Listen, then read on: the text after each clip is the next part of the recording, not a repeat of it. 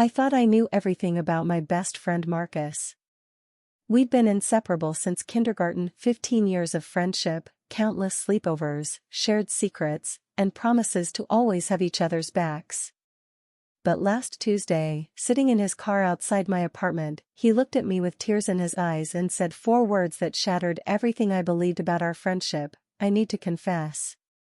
What he told me next wasn't just a secret, it was something that had been eating him alive for years, something that changed how I saw our entire friendship.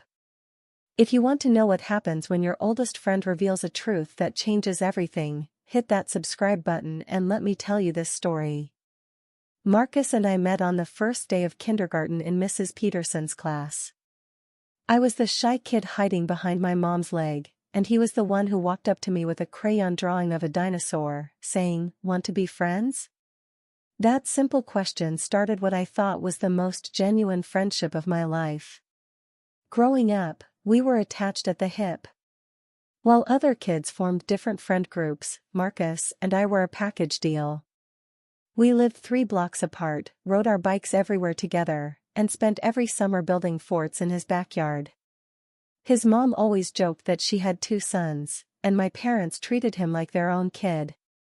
In middle school, when everyone started getting interested in dating and popularity contests, Marcus and I stayed focused on our friendship. We were the kids who preferred video games to school dances, who spent Friday nights watching movies instead of trying to impress classmates.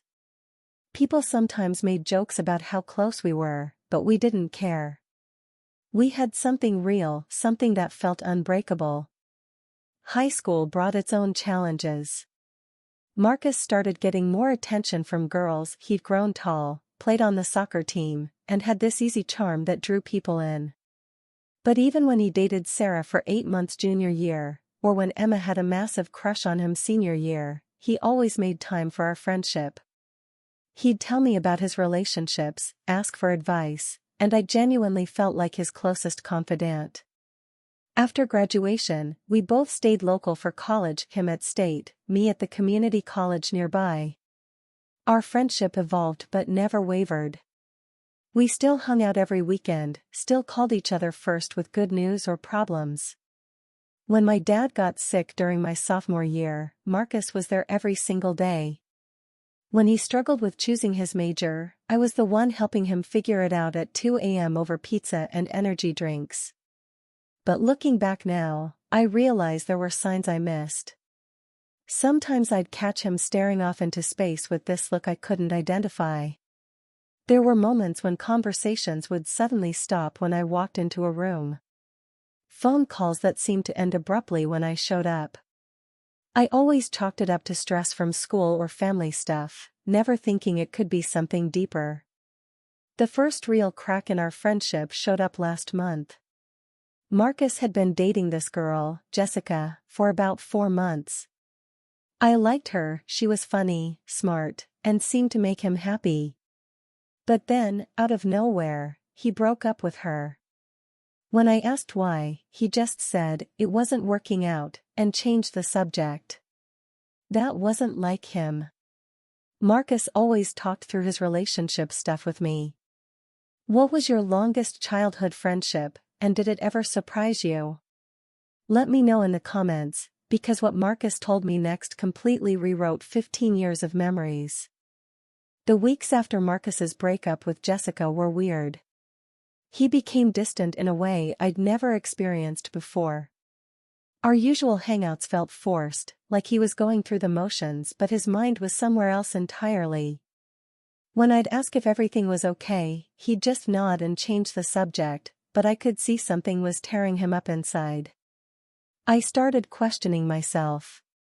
Was I being a bad friend? Had I missed something important?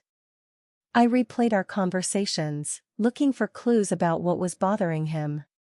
The more I thought about it, the more I realized this wasn't new. It had been building for months, maybe even years. Those distant looks, the interrupted conversations, the way he sometimes seemed uncomfortable when it was just the 2 of us. My girlfriend, Amy, noticed it too. "Something's up with Marcus," she said after he barely talked during a group dinner. He keeps looking at you like he wants to say something but can't. I brushed it off, but her words stuck with me. Amy had only been dating me for 6 months, but she had this way of reading people that was usually spot on. I decided to confront Marcus directly. I invited him over for what used to be our weekly movie night, something we'd been doing since we were 12.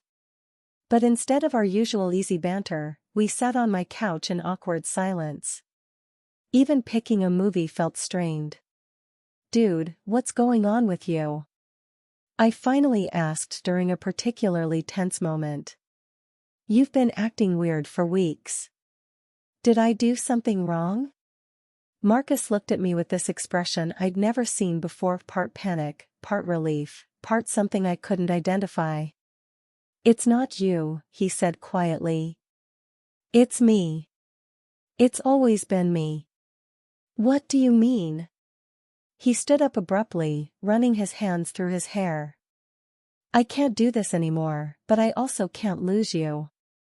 Do you know how impossible that is? Loving someone who—" He stopped himself mid-sentence, his face going pale. "Loving someone who what?" I pressed. "Nothing.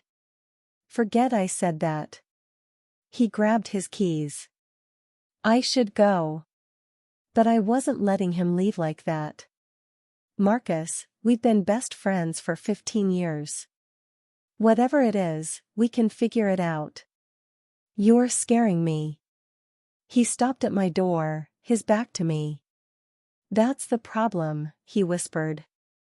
15 years of being your best friend, and you have no idea who I really am." Before I could respond, he was gone, leaving me sitting alone in my living room with more questions than answers. I stayed up until 3 a.m. that night, replaying every moment of our friendship, wondering what I'd been blind to all these years. The next week was torture. Marcus avoided my calls and texts. When I showed up at his apartment, his roommate said he wasn't there, but I saw his car in the parking lot. It felt like losing a limb. This person who'd been part of my daily life for as long as I could remember was suddenly a stranger. Have you ever felt like someone you trusted completely was hiding something massive from you? Because I was about to discover that everything I thought I knew about my best friend was wrong. After a week of being ghosted by my best friend, I was desperate. I reached out to everyone we knew: his roommate, his coworkers, even his mom.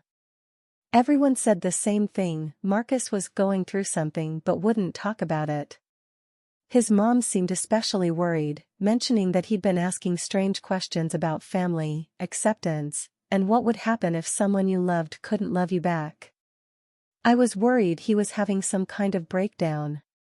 This was the guy who'd been my rock through everything: my parents' divorce, my struggles in school, every major moment of my life. Seeing him fall apart and not being able to help was killing me. Amy suggested I write him a letter, something he couldn't ignore like my calls and texts. I spent an entire evening writing and rewriting it, pouring out 15 years of friendship, promising that whatever was wrong, we could work through it together. I slipped it under his apartment door and waited. 2 days later, he texted me, "Can we meet? Tonight. 9 p.m. My car outside your place." My heart was racing as I walked to his car that Tuesday night. Marcus looked like he hadn't slept in weeks. His usually perfect hair was messy, his eyes were red, and his hands were shaking as he gripped the steering wheel. "I read your letter," he said without looking at me. "You said whatever it is, we can work through it together. But what if it changes everything? What if it ruins not just our friendship, but our entire history?" I reached over and put my hand on his shoulder. "Marcus, you're my brother. Nothing could change that." He laughed, but it was hollow, bitter. "Don't say that. Please don't call me your brother." "Why not? That's what we are." "No," he said, finally turning to face me. "Brothers don't feel the way I feel about you." The words hung in the air between us like a bomb that hadn't exploded yet. I could see the terror in his eyes, the way he was bracing for my reaction, but my brain couldn't process what he'd just said. "What do you mean?" I asked, though part of me already knew. Marcus closed his eyes, took a shaky breath, and said the words that would change everything. "I'm in love with you. I have been since we were teenagers. Every girlfriend I've ever had was me trying to convince myself I wasn't gay, that I didn't have feelings for my best friend that I could never tell him about." The silence in that car was deafening. 15 years of friendship suddenly recontextualized in a single moment. All those times he'd seemed distant, all the relationships that never worked out, all the moments I'd missed the signs, it all made horrible, perfect sense. "I know this ruins everything," he whispered. "I know you probably hate me now. But I couldn't keep living this lie." I sat there staring at him, my best friend since kindergarten, and realized I had no idea what to say. How would you react if your closest friend confessed they'd been in love with you for years? Because my response would determine whether 15 years of friendship could survive this moment. The silence stretched between us for what felt like hours but was probably only seconds. Marcus was crying now, not the dramatic sobbing you see in movies, but these quiet tears that made my chest ache. I'd seen him cry exactly 3 times in 15 years, when his dog died, when his grandfather passed away, and when he didn't get accepted to his dream college. But this was different. This was the sound of someone breaking apart. "Say something," he whispered. "Please just say something." But what could I say? My best friend, the person I trusted more than anyone in the world, had just told me he'd been hiding his true feelings for years. Every memory we shared now felt different, tainted with questions I'd never thought to ask. When he hugged me after my dad's heart attack, was that just friendship? When he stayed up all night helping me through my breakup with Rachel, what was really going through his mind? "I need time to process this," I finally managed. Marcus nodded, wiping his eyes. "I know. I couldn't keep pretending anymore. Do you know what it's like to be in love with someone who talks to you about their dating life? Who asks for advice about how to kiss other people? Jessica was great, but every time she told me she loved me, all I could think about was how much I wished it was you saying it. Marcus, I'm not. I mean, I've never." I struggled with the words. "I'm not gay." "I know," he said quickly. "I've always known. That's what makes this so impossible. I fell in love with someone who could never love me back the same way, and I've been torturing myself about it for years." The weight of his pain hit me then. While I'd been living our friendship as this pure, uncomplicated bond, he'd been carrying this massive secret, this unrequited love that must have been agony. Every time I'd talked about girls, every time I'd brought girlfriends around, every time I'd casually mentioned how lucky I was to have a best friend I could tell everything to, I'd unknowingly been twisting the knife. "Why now?" I asked. "Why tell me this now?" Marcus laughed bitterly. "Because I can't do it anymore. I can't keep being your best friend while feeling this way. It's killing me." And after Amy mentioned maybe moving in together, I realized I was about to watch you build a life with someone else, and I'd have to smile and pretend to be happy about it. He was right about Amy. We'd been talking about taking the next step, maybe getting a place together after she graduated. The idea of Marcus being there for all those relationship milestones, pretending to be the supportive best friend while dying inside, was heartbreaking. "I don't want to lose you," I said honestly. "But I don't know how we come back from this." "We don't," Marcus said simply. "That's what I've been trying to tell you. This changes everything, and there's no going back." He started the car engine. "I think we both need space to figure out what comes next." What do you do when someone's honesty ruins everything you thought you knew? Because as I watched my best friend drive away, I realized our friendship as we knew it was over. The next few weeks were the strangest of my life. I felt like I was grieving someone who was still alive. Marcus and I had talked nearly every day for 15 years, and suddenly there was this massive hole in my routine. I'd pick up my phone to text him about something funny I saw, then remember everything had changed. I'd drive past places we used to hang out and feel this overwhelming sadness. Amy noticed immediately. "You've been weird since that night Marcus came by," she said one evening as we were having dinner. "What happened? Did you guys have a fight?" I'd been debating whether to tell her. Marcus's secret wasn't mine to share, but I was struggling so much that I needed someone to talk to. I decided to tell her the truth. Amy's reaction surprised me. Instead of shock or drama, she just nodded slowly. "That makes so much sense," she said. "What do you mean?" "The way he looks at you. The way he gets uncomfortable when we're affectionate in front of him. I actually wondered about it when we first started dating, but then I figured I was reading too much into things." "Did everyone know except me?" I asked, feeling incredibly naive. "Not everyone. But some people could probably sense it." Amy took my hand. "How are you handling it?" That was the question I'd been avoiding. How was I handling it? I was angry, confused, hurt, and surprisingly heartbroken. Angry that he'd hidden this for so long. Confused about whether our entire friendship had been built on a lie. Hurt that he didn't trust me enough to be honest earlier. And heartbroken that I was losing the most important person in my life. But there was something else I hadn't admitted to anyone, including myself. I missed him desperately. Not just the routine of our friendship, but him specifically. The way he laughed at my jokes, how he always knew exactly what to say when I was stressed, the comfortable silence we could share.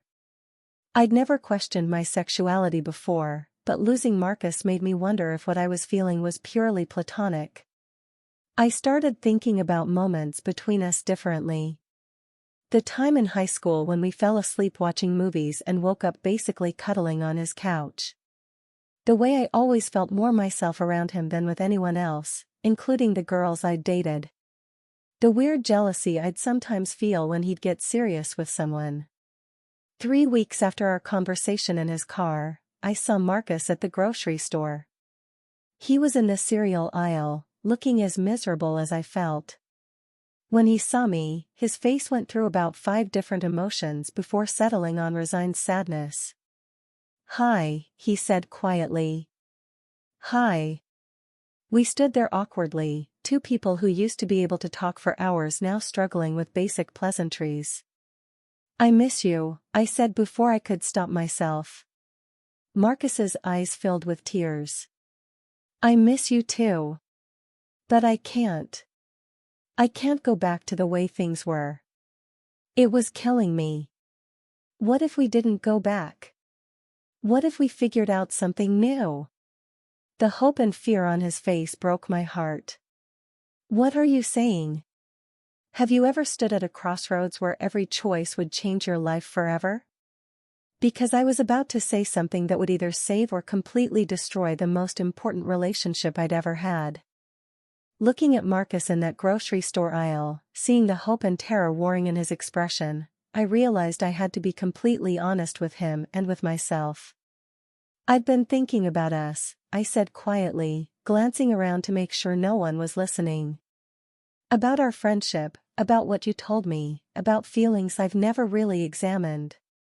Marcus's grip tightened on his shopping cart. "What do you mean?" "I mean, I've been asking myself why losing you feels different than losing other friends. Why I've always felt more comfortable with you than with anyone else. Why I never really understood when people would joke about how close we were." The silence stretched between us, heavy with possibility and fear. "I broke up with Amy," I said. Marcus's eyes widened. "What? Why?" Because I realized I was comparing every relationship I've had to what I have with you. Had. Whatever. I ran my hands through my hair, frustrated with my inability to articulate something so important. She asked me if I loved her, and I couldn't say yes because I kept thinking about how I'd never felt for anyone what I feel for you.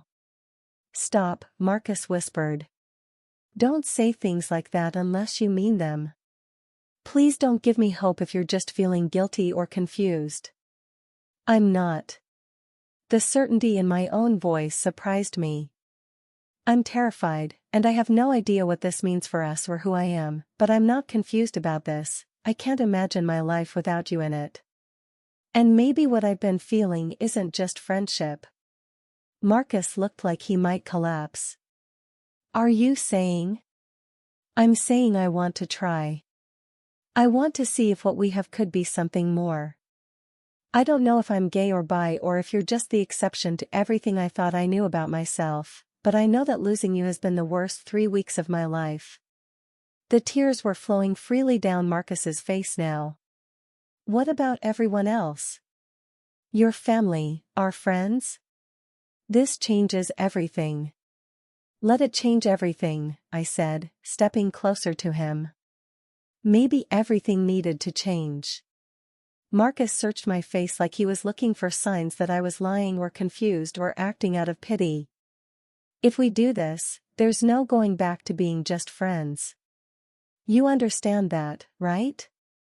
We either make this work, or we lose each other completely. I understand. I reached out and took his hand, right there in the cereal aisle of a random grocery store. I'd rather risk everything than lose you without even trying. Marcus squeezed my hand tightly. I love you, he said. I need you to know that this isn't just physical or romantic for me. I love everything about you, your terrible jokes, the way you scrunch your nose when you're thinking, how you always order the same thing at every restaurant but spend 20 minutes reading the menu anyway. I love you too, I said, and meant it in ways I was still figuring out. So what do we do now? Now we figure it out together, Marcus said. One day at a time. What would you risk for love that you never saw coming? Because sometimes the person you've been looking for your whole life has been right beside you all along. That was 8 months ago. Marcus and I are still figuring things out, still navigating what it means to transform a 15-year friendship into something deeper. It hasn't been easy. There were awkward moments, difficult conversations with family and friends, and plenty of times when we both questioned if we were making the right choice. But here's what I know now: love isn't always what you expect it to be. Sometimes it's not the dramatic, instant attraction you see in movies. Sometimes it's the slow realization that the person who's been making you laugh, supporting your dreams, and knowing exactly what to say when you're falling apart is the same person you want to build a life with. Our story started with a secret that almost destroyed our friendship. But secrets have a way of setting you free when you're brave enough to tell them. If you enjoyed this story, don't forget to like, comment, and subscribe for more true stories. And remember, sometimes the greatest love stories begin with the scariest conversations.